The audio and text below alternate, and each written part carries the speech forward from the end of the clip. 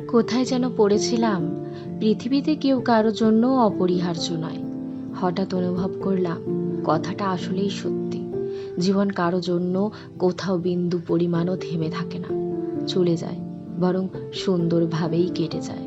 যে মানুষটা আপনাকে ছাড়া বাঁচতে পারবে না বলে ভাবছেন, খেয়াল করে দেখবেন তার জীবন থেকে হারিয়ে গিয়ে দেখবেন তার জীবনে কোনো প্রভাব পড়ে কিনা।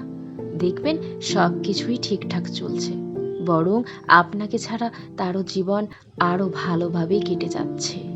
বড়জোর হুটহাট একটু আপনার অভাব বোধ হতে পারে, আর বেশি কিছু না। সময়ের সাথে সাথে সব মানিয়ে যায়।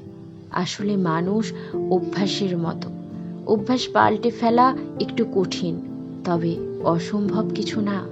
তাই মানুষ খুব সহজেই আপনাকে ভুলে নিজের অভ্যাস পাল্টে ফেলবে, আবার অন্য কাউকে নিজের অভ্যাস করে নেবে। আপনি ছাড়াও তো আরো অনেক মানুষ আছে তার অভ্যাসের দাস হওয়ার জন্য।